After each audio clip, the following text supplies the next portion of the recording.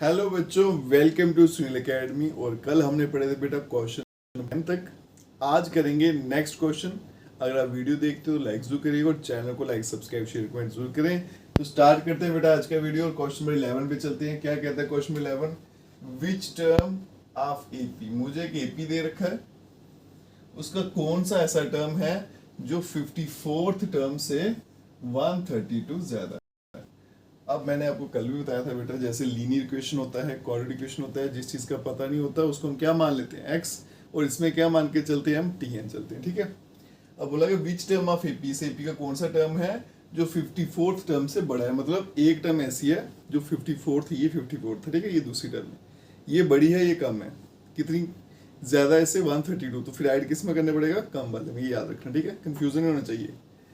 अब क्या करेंगे, एपी मुझे दे रखा है, क्या है एपी मेरा? 3, 15, यहाँ 27, फिर आगे बेटा 39, सो ऑन। अगर मुझे एपी दिया है तो सबसे पहले मैं लिख लेता हूँ इसकी फर्स्ट टर्म। ए कितना हो जाएगा बेटा? 3। डिफरेंस कितना है? 15 माइनस 3 करूंगा तो 12। और कुछ नहीं पता मुझे। अब कोई एक ऐसी टर्म है जो 54th टर्म से बड़ी है, वो मुझे नहीं पता, तो जिस चीज का पता नहीं उसको क्या मानेंगे? टीएन। तो लेट कर लूंगा टीएन वो टर्म है, बी टर्म, जो क्या है 132 ज्यादा है, 132 मोर देन कौन सी टर्म से थी? 54th term. अब देखो बेटा, ये वाली टर्म जो है इससे बड़ी है, तो ये बड़ी है, ये छोटी है, तो फिर 132 किस में ऐड होगा? 54 में। क्लियर है? तो इसका मतलब मेरा जो टी एन है वो किसके बराबर है? 54th टर्म, मतलब 54 और प्लस 132। टी एन का फॉर्मूला लगाएंगे तो क्या आएगा बेटा? ए प्लस एन माइनस 1, साथ में डी।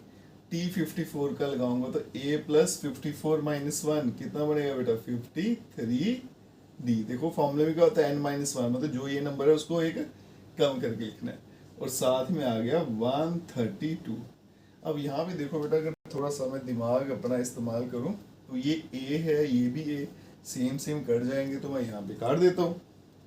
आगे चलते हैं, यहाँ पे तो n का मुझे पता नहीं, n माइनस 1, और d जो डिफरेंस है वो कितना आ गया? 15 माइनस 12 था ना, तो यहाँ पे लिखूंगा 12, यहाँ पे बचा बेटा 53, d के बदले में 12 और प्लस 132। अब बच्चे यहाँ पे क्या करते हैं, आपको क्योंकि एग्जाम में टाइम भी बचाना बेटा, टाइम तो लिमिटेड होता है, 53 को पहले मल्टीप्लाई करेंगे 12 से, फिर 132 ऐड करेंगे, फिर 12 वहाँ भेज के डिवाइड करेंगे। ऐसा बिल्कुल नहीं करना। आपको क्या करना है बेटा? n माइनस 1 ऐसे रखना है, ये 53 मल्टीप्लाई 12 और प्लस 132। ये 12 जब वहां जाएगा तो डिवाइड में चला जाएगा और दोनों से डिवाइड होगा। ठीक है, ये 12 मल्टीप्लाई था, वहां जाके दोनों से डिवाइड हो जाएगा। अब आगे चलते हैं, आगे देखिएगा, ये 12 यहाँ पे, ये 12 और 12 कट हो जाएगा, और ये भी 12 से कट होता है, 12 10 120, और ये 11 से कट हो जाता है। ठीक है, तो नेक्स्ट स्टेप में क्या बनेगा बेटा? n माइनस 1 इक्वल्स टू, यहाँ पे बचा 53 प्लस 11, तो 53 प्लस 11, तो n माइनस 1 बन गया 64, और n का आंसर बन गया बेटा 65। तो इसका मतलब वो कौन सी टर्म थी? T65, जो मुझे पता लगानी थी, और ये टर्म 54th टर्म से बड़ी है, कितनी? 132। ठीक है जी, और यही मुझे क्वेश्चन में पता लगाने थे बेटा। बड़े आराम से अगर क्वेश्चन समझ आ जाता है तो छोटा ही सोल्यूशन होता है। मैं तो काफी बड़ा बड़ा लिखता हूँ, इससे आपको लगता है कि बड़ा सोल्यूशन है, लेकिन सोल्यूशन इसके छोटे ही होते हैं। अब चलते हैं बेटा जल्दी से नेक्स्ट क्वेश्चन पे। तो चलिए चलते हैं बेटा क्वेश्चन नंबर 12 पे, और इस एक्सरसाइज का सबसे इंपॉर्टेंट क्वेश्चन जो है वो है क्वेश्चन नंबर 12, और एग्जाम में यही क्वेश्चन बार बार पूछा जाता है। तो आइए देखें इसमें ऐसा खास क्या है। तो अगर हम क्वेश्चन को बेटा समझें दो एपी है मेरे पास और दोनों का कॉमन डिफरेंस जो है जिसको मैं डी बोलता हूँ वो सेम है। ठीक है जी। तो जो मेन मेन वर्ड है उनको सर्कल कर लेना, थोड़ा आसान हो जाता है काम। फिर कहता है कि उनके जो 100th टर्म है, कौन सी टर्म है 100th टर्म, उनको अगर माइनस करो दोनों की 100th टर्म को, मतलब T100 दोनों का अगर माइनस करें तो आंसर किसके बराबर आता है 100 के बराबर। What is difference between the 1000 term, तो दोनों की अगर 1000 टर्म हो तो T1000 पहले की और T1000 दूसरे की, दोनों को माइनस करूंगा तो आंसर क्या आएगा, ये मुझे पूछा गया। अब दो एपी है ना, एपी मुझे दी भी नहीं है तो मैं लेट कर लूंगा। पहली एपी मेरे पास ये लिखता हूं मैं, पहली एपी ए से ले लेते हैं, A1 A2 A3 A4 so on. ठीक है। और दूसरी एपी जो है उसको बी से ले लेते हैं, B1 B2 B3 B4 और सो ऑन। दो एपी है बेटा, क्या दे रखा है, दोनों में कॉमन डिफरेंस जो है वो सेम है। ठीक है। तो सेम कॉमन डिफरेंस, जो कॉमन डिफरेंस है दोनों का वो सेम है, तो हम मान लेते हैं कि दोनों का जो कॉमन डिफरेंस है वो कितना है, डी। ठीक है। अब आगे देखिएगा, यहां से देखो दोनों की 100th टर्म माइनस करनी है और आंसर क्या आता है 100। ठीक है। तो T100 पहले की माइनस T100 दूसरे का, और आंसर कितना आता है 100। अब देखो बेटा ये भी T100 है, ये भी T100, ये दोनों सेम हो गए है ना। तो मुझे कैसे पता चलेगा ये पहले का है दूसरे का, उसके लिए क्या करूंगा, इस पे मैं डैश लगा देता हूँ, इसका मतलब ये दूसरे वाले का और ये वाला पहले वाले का। Tn का फॉर्मूला क्या होता है बेटा, ए इज द फर्स्ट टर्म, तो ये पहला वाला एपी है तो इसकी फर्स्ट टर्म क्या आएगी, A1 प्लस 100 माइनस 199, और डिफरेंस तो बेटा डी ही है, फिर माइनस तो ब्रैकेट डालेंगे। फिर से Tn का फॉर्मूला, अब ये सेकंड वाले एपी का है तो फर्स्ट टर्म क्या आएगी, B1 प्लस 99D, और यहाँ पे कितना आ गया 100, ब्रैकेट खोलेंगे A1 plus 99D minus B1 minus 99D, और यहाँ पे आ गया 100। अगर आप ध्यान से देखो तो ये 99D जो है ये दोनों में कैंसल आउट हो रहा है। ठीक है जी। तो यहाँ से क्या पता चला हमें कि बेटा A1 माइनस B1 दोनों का आंसर क्या है 100। ठीक है। इसको मैं स्टार दे लेता हूँ, ये आगे जाके मेरे काम आएगी।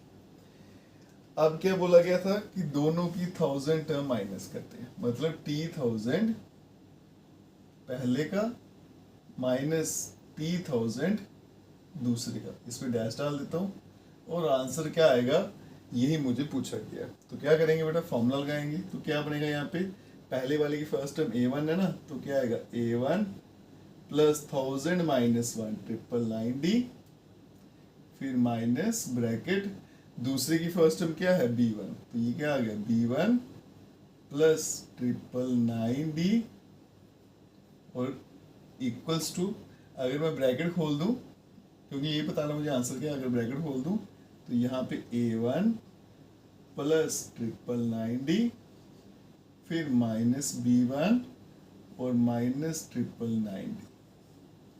ठीक है। और यहाँ पे भी आपको दिख रहा होगा बेटा कि 999D जो है वो दोनों में कैंसिल हो रहे हैं, तो आंसर मेरे पास क्या आ गया, T1000 पहले का माइनस T1000 दूसरे का, और आंसर क्या आया A1 माइनस B1, और A1 माइनस B1 का आंसर क्या था 100। तो इसका मतलब अगर मैं 1000 टर्म माइनस करूं पहले वाले की और फिर करूंगा दूसरे वाले की तो आंसर क्या आएगा 100। ठीक है जी। और यही आंसर है इस क्वेश्चन का। इंपॉर्टेंट क्वेश्चन है बेटा, लिख भी देता हूं और एग्जाम में बहुत बार पूछा भी आता है। सोल्यूशन बिल्कुल सिंपल सा है, आसान है, बस दो एपी है, दोनों को अलग लेना है और दोनों की जब फर्स्ट टर्म पुट करोगे उसका ख्याल रखिए, क्योंकि प्रैक्टिस कर करके ना माइंड में ये फिट होता है फर्स्ट टर्म ए है तो मैं इधर भी ये लिख देता हूँ इधर भी ये लिख देता हूँ तो गलत हो जाएगा, बस यहीं पे एरर होता है। ठीक है, आगे समझ अच्छे से। अब चलते हैं बेटा फिर नेक्स्ट क्वेश्चन पे। चलिए बच्चों अब चलते हैं क्वेश्चन नंबर 13 और 14 पे। दो क्वेश्चन मैंने बोर्ड पे ये छोटे छोटे क्वेश्चन है लेकिन इंपॉर्टेंट बढ़िया बेटा, और कम्पिटिटिव में भी इस तरह के क्वेश्चन आपको पूछे आते हैं, ठीक है। तो अभी से तैयार कर लो बेटा कम्पिटिटिव भी का। चलिए अब स्टार्ट करते हैं। क्या बोला गया है, how many 3 digit number are divisible 7, ऐसे कितने 3 डिजिट नंबर हैं जो 7 से डिवाइड हो जाते हैं, ये मुझे पूछा गया। मतलब n की वैल्यू आपको पता लगाना है। तो 3 डिजिट नंबर है बेटा, तो सबसे पहले 3 डिजिट नंबर पहला कौन सा होता है 100, लेकिन वो 7 से भी कटना चाहिए, तो 100 नहीं करता है। नेक्स्ट क्या आएगा 101, वो भी नहीं करता, 102 भी नहीं करता, 3 भी नहीं करता, 4 भी नहीं करता, 105 करता है। तो अगर मैं इसकी एपी बनाऊं, अगर बनाएंगे इसकी एपी, तो जो पहला नंबर कटेगा वो कटेगा 105, नेक्स्ट कटेगा 112, फिर 119, सो वन। अब 3 डिजिट नंबर है बेटा, लास्ट 3 डिजिट नंबर क्या होता है 9, 9 और 9। इसके बाद 10,000 वो 4 डिजिट पे आ जाएगा ना, उसके बाद सॉरी 1000 आ जाएगा, मैं 10,000 बोला था, उसके बाद 1000 आ जाएगा, 4 डिजिट में हो जाएगा। लेकिन ये नंबर 7 से भी कटना चाहिए ना। अब ये 999 7 से नहीं करता, 998 भी नहीं करता, 7 भी नहीं करता, 65 ये 994 जो है ना ये करता है बेटा। कट करके देख लेते हैं, 7 1 7 कैरी 2, 7 4 28 कैरी 1, तो 7 2 14, ठीक है। तो लास्ट नंबर जो कटेगा 3 डिजिट 7 से वो कौन सा है 994, और पहला डिजिट कौन सा कटेगा 105। ये पूछेगा कि टोटल कितने नंबर बनेंगे। अब यहाँ देखो बेटा एपी मेरे पास तैयार है। फर्स्ट टर्म ए कितना है 105, डिफरेंस कितना आ रहा है 7 का, और मुझे यहाँ पे लास्ट नंबर भी दे रखा है बेटा 994। तो जब भी लास्ट नंबर दिया हो मतलब टीएन आपको दे रखा है। तो एल कितना है बेटा यहाँ पे 994।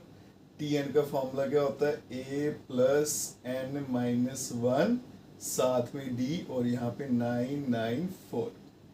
ए कितना आ गया 105 प्लस एन माइनस 1, डी के बदले में 7, और यहाँ पे 994।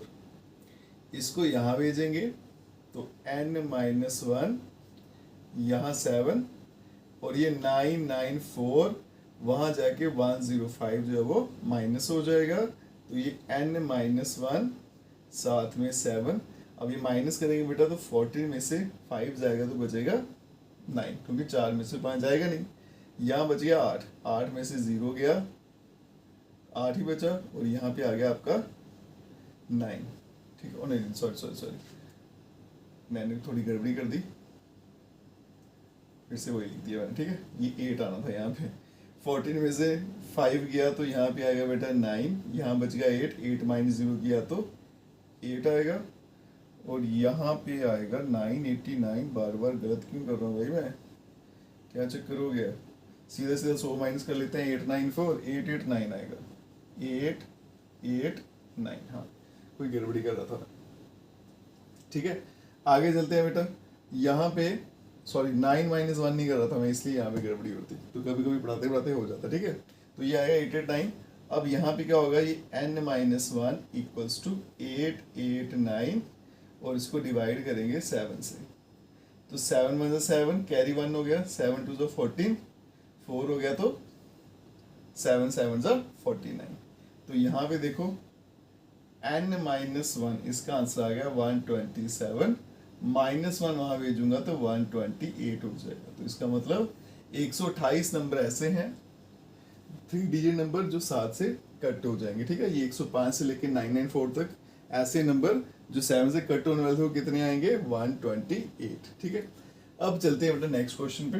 तो नेक्स्ट क्वेश्चन क्या कहता है, how many multiple of 4 lies between 10 and 250। 10 और 250 के बीच में 4 के कितने मल्टीपल्स आते हैं, मतलब 4 के टेबल में आने वाले कितने नंबर हैं, या फिर 4 से डिवाइड होने वाले कितने नंबर हैं 10 और 250 के बीच बीच में।